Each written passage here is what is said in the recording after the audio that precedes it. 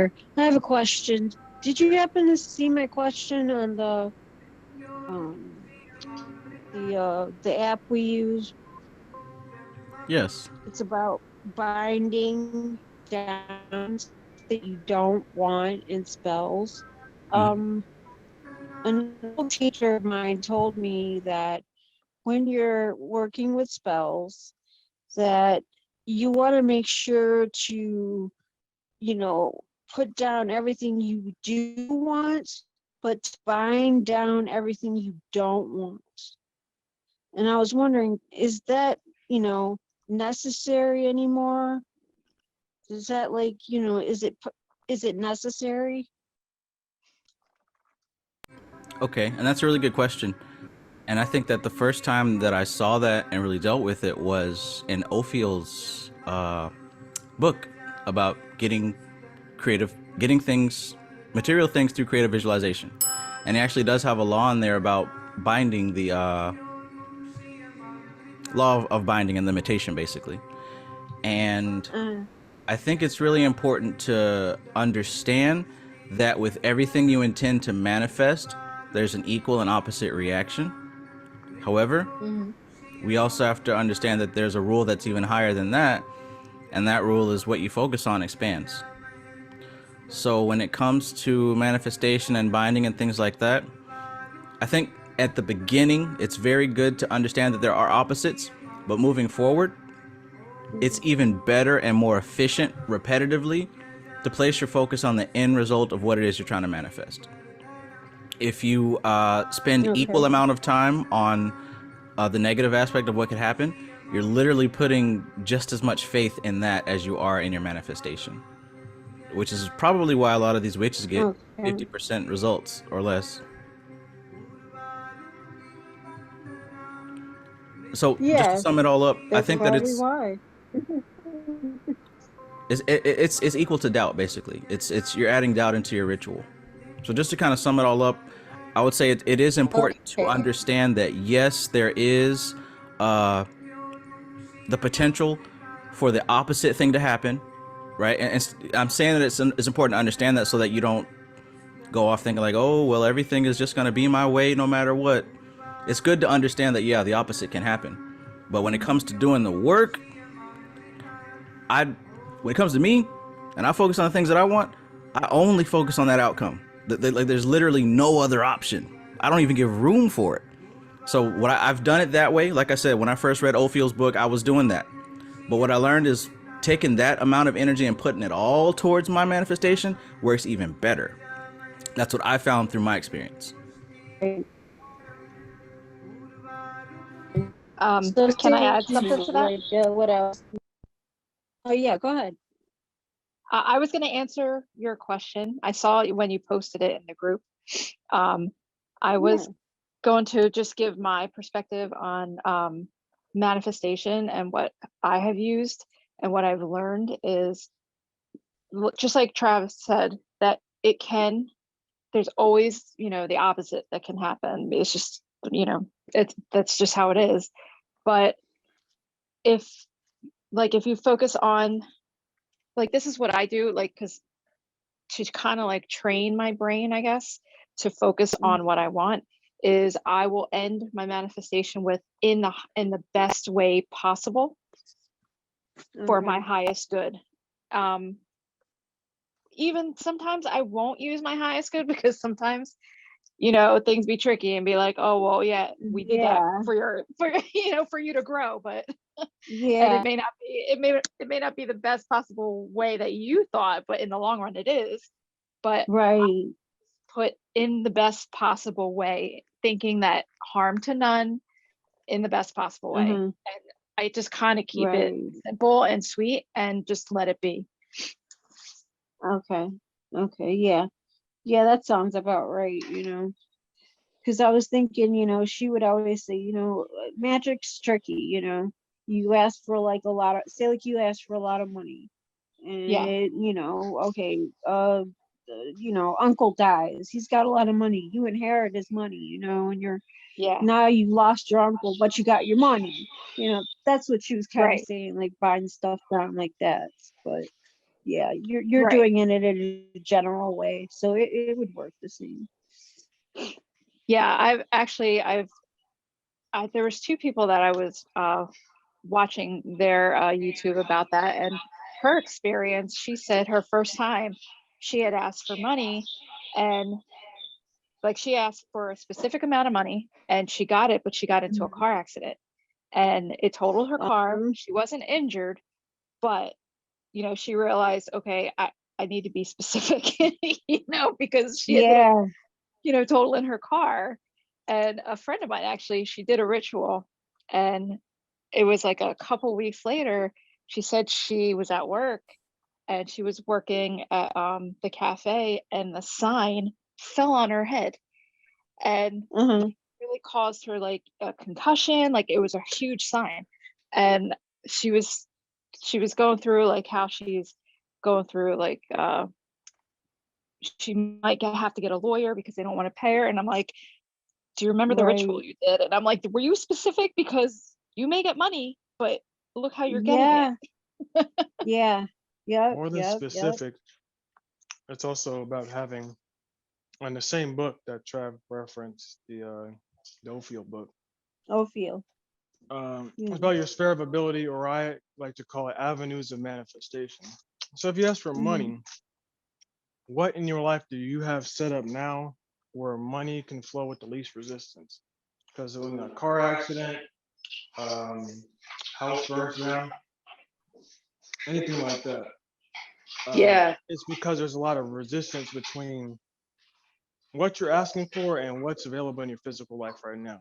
If you have a side Yeah. business set up and you ask for money, there's no resistance. Right. Asking for a lover, you got to get out there. You got to go places you never been to get that type of Yeah. opportunity.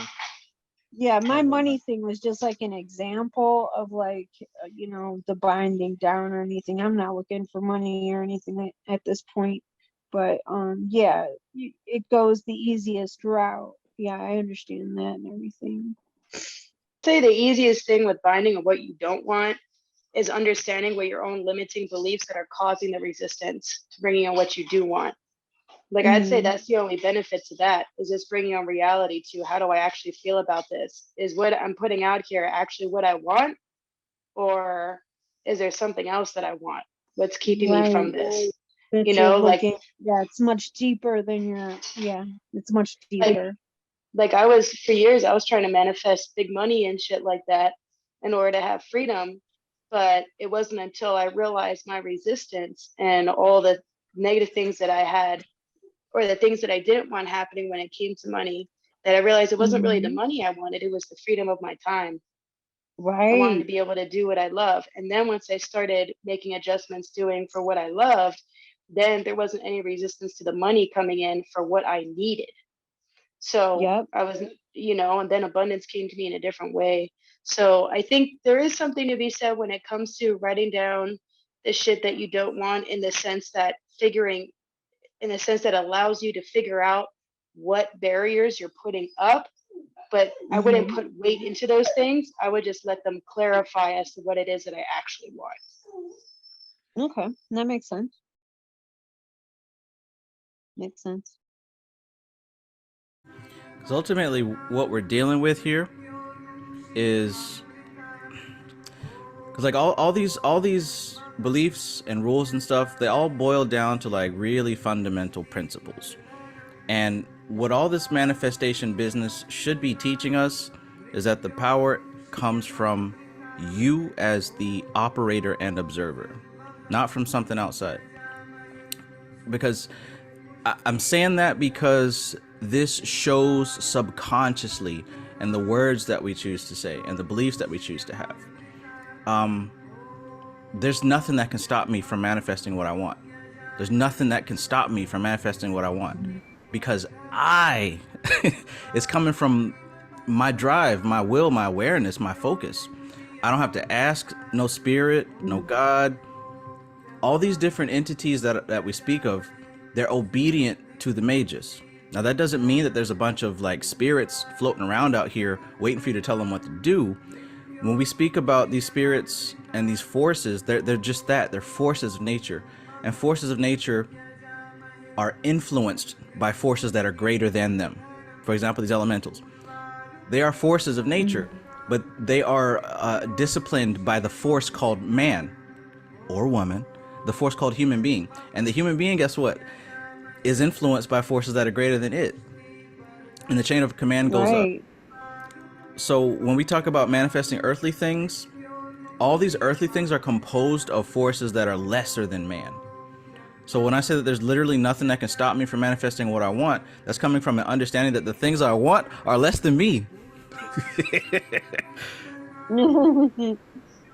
Yeah. Money is less than me. That's The house. Go ahead. my bad, Travis. I'm driving. But that's what I learned when I was doing the ego transformation, bro. It's like, yo, once you fulfill these desires, what's really there, you know? They're composed of forces. Just to bring it back to elementals, because that's really on my mind lately. The way that these, okay, so you know how you live and you're going around doing your thing, and a force comes, some type of emotional pull, and all of a sudden you're in a bad, funky ass mood. Or maybe another force comes and you're in a great mood. You don't know why, but you're excited, you're energized, you're ready to create and just be proficient, right? You get what I'm saying here? Sometimes there's a wave that comes and it kind of influences how you behave. Sometimes you can resist it and override it. Yeah. Sometimes you're a victim to it. So in that very same way, we don't even realize that those forces can be considered as entities on a higher caliber. Some angel comes swooping by with some purpose or intent, and it's not just me that's affected. There's other people who vibrate in the same way that I do, who resonate like me, who are affected by that thing. Now, in the same way, when we talk about these elementals, according to the texts, they don't know that human beings exist. In the same way that those forces come by and influence you to feel great or to feel terrible, that's how we work with these elemental spirits. Depending on the idle words that we speak and the idle thoughts and the things we do, the patterns that we do around the house, this influences the elemental spirits that are in our atmosphere. That's why what you do echoes out, and these things echo what you put out into the world. So on a psychological level, it's very important to manage your self-talk, because what you say to yourself is what you produce. And also likewise, on a magical level, that self-talk that you're spitting out, something is receiving that and developing something, giving birth to it. That's the work of the elementals. So when I say that there's literally nothing that can stop me from my manifestations, that's not just me being cocky and confident. That's what I truly believe. And I also need to say that out loud, because I need these elementals to understand that that's how I operate. When we were Christians, they talked about, speaking that faith out loud, right?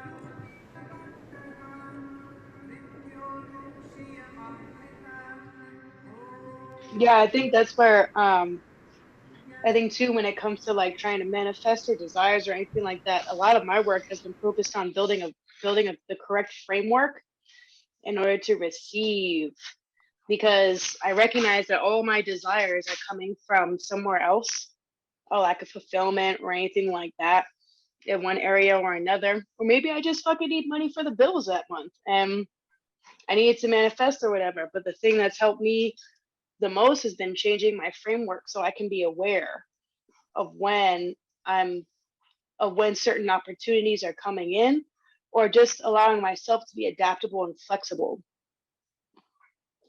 And that's really and I think that's a big benefit, especially when working with elementals, because they're going to come in different ways. Like now I'm in the earth element, but I've been working with air, water, and fire so far, and now we're in earth, and each elemental has a different way of manifesting itself. If you don't have the awareness of it, you're not going to see how that corresponds. So you're going to think, shit, like I'm supposed to use the earth element to ask for this specific thing. And it's like, well, actually, that's going to manifest however it's going to manifest, but it's going to be different from your water elemental or anything like that. So you got to be up on that. Yes, ma'am. Yes, ma'am. That framework is key, because it's something that you can rely on no matter how you feel, no matter what anybody else does. And as a side note, we can pretty much say that the earth elementals populate the world of Asaya just like we do. The fire elementals populate the world of Atziluth, and so on and so forth. With that being said, the fire elementals and the air elementals are very much removed from the day-to-day human hustle and bustle, but they affect us on a different level. The air elementals affect us on the mental plane. So they're the ones that actually take those thoughts before they become behaviors. And if we're able to, pretty much working with things like NLP is working in the elemental plane of the air element. Just something to put out there. Remember, all this stuff, it is connected. Like nothing is like extra or separate. That's what makes Kabbalah so great, is because all this stuff fits together like a puzzle. If you start, the more that you learn about the patterns of Kabbalah, the more that everything else fits into those patterns.